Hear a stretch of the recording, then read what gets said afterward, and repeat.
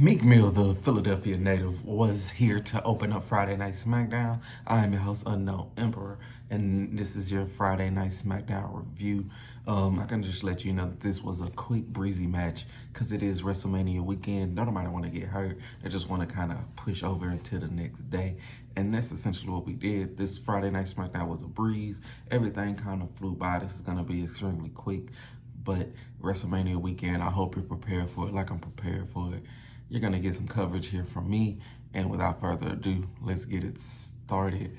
Friday Night SmackDown did open up with a nice Kevin Owens. We like to call him Uncle Kevin over here in the Unknown Emperor Empire. Uncle Kevin came out and he brought out Randy Orton, and they were going to start off with the Kevin Owens show. And essentially him and Randy Orton was just going back and forth about how much they hate Logan Paul. And we got a nice close-up on Kevin Owens' shirt. It said he's cool under Randy Orton. It said he's the worst under Logan Paul. But I didn't read what it ran under Kevin Owens. Obviously, he was going to give himself some praise. But they were just saying how they hated Logan Paul when Logan Paul came up on the big screen. He was in the Link, which is Lincoln Financial Field, the home of your Philadelphia Eagles. Close to home, close to home.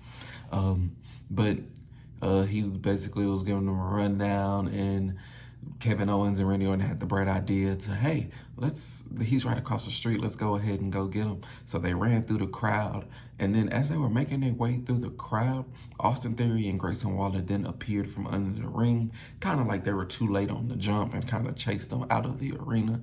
And then a little bit later, we saw Kevin Owens and Randy Orton heading to the Link on a golf cart, and Grayson Waller and Austin Theory following pursuit behind them. I don't know. That's essentially what it was. That was your opening segment to Friday Night SmackDown, and we just breezed through everything. Andre the Giant 20-man Battle Royale then came after that.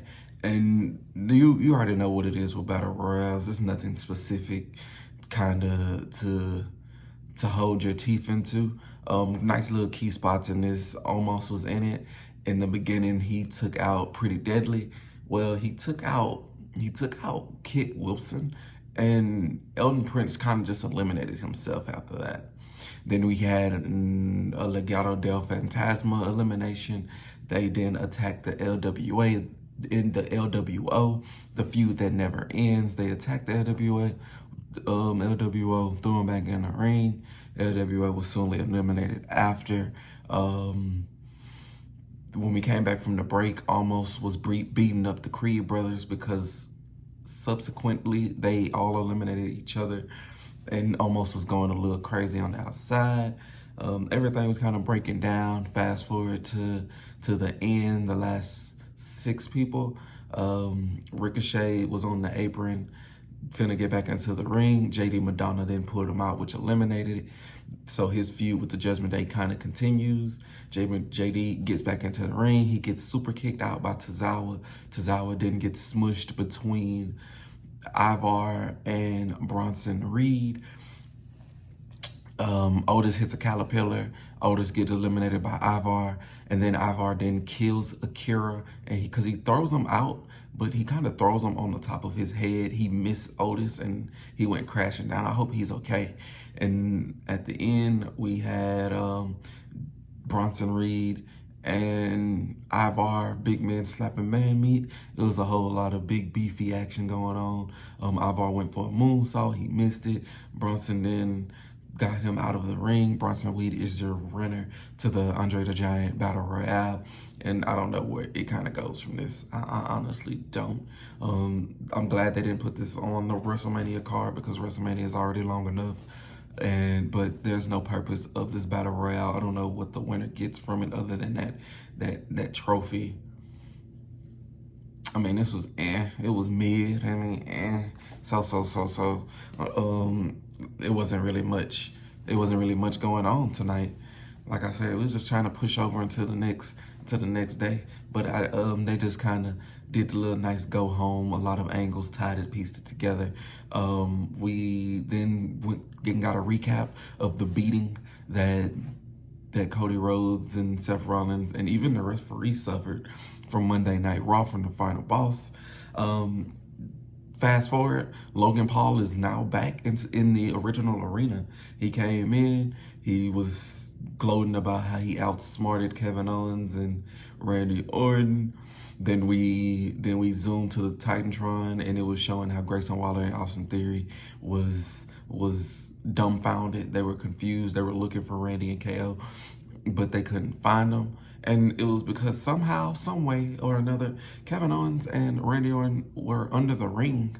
They came from under the ring, got in, hit Logan Paul with a stunner, hit Logan Paul with an RKO, and they were left standing the dastardly heel. Logan Paul was left laying in wait. And I honestly don't know which way this is going to go. I believe he's going to lose that title at WrestleMania, but I don't know if they're going to give it to Randy, give it to KO, Uncle Kevin, as we like to call him. But it served its purpose. It kind of got you ready for their triple threat match at WrestleMania. So I appreciated the segment. We enjoyed that segment. It was good. We can give it a good here Empire, so we can keep it or we can throw it away. We can keep it. We'll keep it. I'll figure out something better to do, but we'll keep it. Carlito was then backstage attending to a battered and bruised Dragon Lee. Somebody beat him up backstage, but it was all setting up for something bigger. That backstage beatdown then led to the match between Zelina Vega and Elektra Lopez. Like I said, the feud that never ends. LWO versus Legado del Fantasma and Santos and the boys. Zelina came out with Rey Mysterio, but when Santos and Elektra Lopez came out, they waited a little minute. Dirty Dom and Andrade then came out. So the writing was on the wall for what was going to happen. If you didn't know what was going to happen, either you don't watch wrestling enough, or you're one of those people that think they don't know the end of the movie, so they can be surprised at the end of it. Just kind of justifying it. But the match wasn't necessarily long. Fast forward to the end, because that's basically what we came for at this match. Zelina kind of did a wink, nudge to Andrade, which also let you know what was gonna happen after the match. She hit the hammerlock DDT. She was gonna go for the win, but Dirty Dom got on the apron and distracted her. She slapped Dirty Dom off. Ray pulled Dirty Dom off. And then when she turned around, Elektra Lopez hit her with a nice power bomb, her finishing move. 1, 2, 3, Elektra Lopez wins. As the bad guys are celebrating, they decide to take a little extra step and start beating on Rey Mysterio and Elektra Lopez. And you can see they're trying to get Andrade in, but he's not really jumping into it. Dirty Dom pushed him one too many times. He knocks down Dirty Dom. He kicks Santos out of the ring. He shakes hands with Rey Mysterio. And then after the fact, we hear that Dragon Lee can't go. Andrade is going to be the tag team partner of Rey Mysterio. So it's going to mess up my predictions a little bit. We have Andrade and Rey Mysterio now taking on Santos and Dominic. I want to see Andrade wrestle. The writing was on the wall. Like I said, everything just kind of pieced together. But just because it pieced together, it doesn't make it bad. I also forgot that Zelina Vega was Andrade's manager in NXT. So it only makes sense that they kind of get back together with his way back. Next we had Bianca Belair and Naomi, who made their way to the ring. They came out, they had a little nice back and forth, friends, sisters, kind of cracking on each other about how Damage Control has been beating them and getting them, and how they keep going out there and fighting. But now they have the equalizer. They have the Storm herself. It is Jade Cargill who made her way to the ring. She said a lot, but didn't really say a lot. She said how Damage Control has been running it. Everything is changing now that she's here, and that they're going to go on WrestleMania and they're going to walk out. There's no Damage Control, ironically. and that Damage Control is in the eye of the storm, and they all pointed at the Wrestlemania sign. Jade Cargill, Naomi, Bianca Belair, three beautiful black women showcasing their abilities. And I'm looking forward to this match. Like I said, this should just be the Jade Cargill match, and she just runs free. But everybody needs something, give or take. And which worked us into our next match, which is two teams that is in that six-pack ladder challenge, and that's the New Catch Republic taking on the team of Grayson Waller and Austin Theory. Tyler Bate, which is a part of the New Catch Republic, him and Pete Dunne started off pretty strong. Tyler Bate was out. He was he was showcasing his moves. He was able to do a nice little hand walk, turnbuckle, kind of climbing thing that he does now. And then he worked out the helicopter. And then he did a dive to the outside. All in all, Grayson Waller and Theory got momentum and was really getting the offensive until a little miscommunication where Austin Theory and Grayson Waller hit a move. Austin Theory tried to go for the pin when he wasn't the legal man. Grayson Waller was visibly upset, pushed him away. Austin Theory went out. Grayson Waller and Pete Dunne was battling. They built up the hot tag to Pete Dunne. Pete Dunne, he got in. He got rid of Theory. Then he tagged back in Tyler Bate. They hit that double Birmingham Slammer thing. 1, 2, 3. Pete Dunne, Tyler Bate, the New Catch Republic wins. But their victory didn't last long because as soon as the bell rang, Judgment Day teleported out.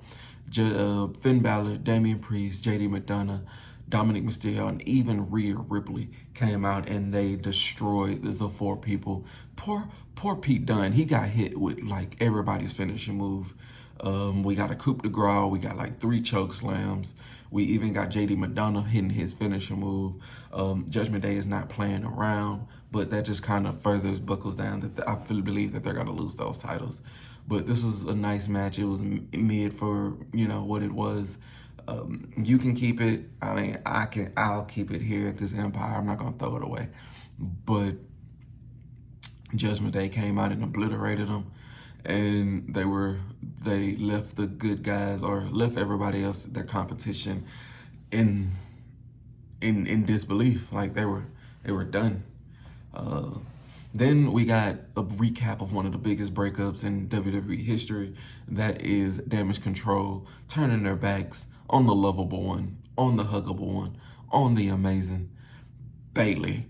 How they're doing my girl is very unbecoming of greatness, and I do not appreciate it. Bayley deserves this win at WrestleMania, and I hope she gets it. They're doing her wrong. They turned on her. Granted, this storyline, but they shouldn't be doing my girl like that. And then LA Knight came out. He cut a promo, a passionate promo about how AJ Styles has been running and how at WrestleMania there's no place to run, and he's ready to fight AJ Styles, and he's gonna come out and be victorious. He's gonna beat AJ Styles, and yeah. But let me talk to you. But this is one of those fights that kind of grew on me. At first, it wasn't for me, but as they continued, the police, the AJ traveling across, like all this is really, really nice storytelling, and I look forward to this match. The match on WrestleMania shouldn't be nothing but like 10, 15 minutes. These are two people that hate each other in kayfabe, so it's only right that they go out there. Every match on WrestleMania shouldn't be 30, 40 minutes, but they should get enough time to kind of submit what they've been trying to tell up until this point. I keep it. And then we get to our main event. And we can't have a main event without main event Jey Uso. I'm lying because obviously there's main events without main event Jey Uso in it. But this one in particular, go home show of WrestleMania, is not going to end without the bloodline. So what we got was Main event, Jey Uso taking on his little brother. We got the first showcase of brother versus brother, brother versus brother, big brother taking on little brother. Jey Uso taking on Solo Sikoa. Jey was fine early. He was hitting super kicks. He was hitting dives. And then he went for a dive, and he got caught by a right hand. And then Solo then hit him with a uranagi on the apron. The ring apron is what I've been told was the hardest part of the ring. So, you know, his back was feeling it. Jey was able to fight back with some super kicks. He hit a hip attack in the corner, and then he really powered up. He knew something was up, but he went for it for one spear. Solo was able to turn that into the Samoan drop, which kind of boasted up the Samoan himself. He hit 2 super kicks. He hit the spear.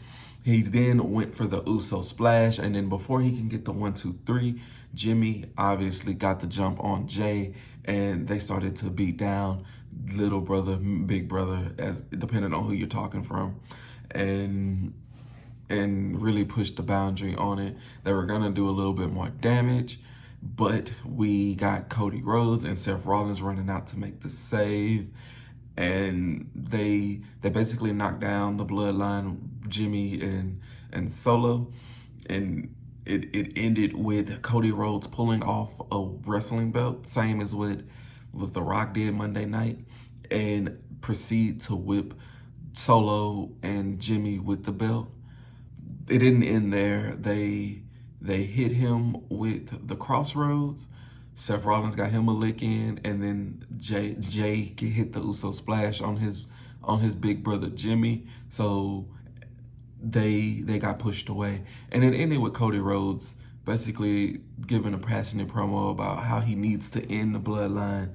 It stops here.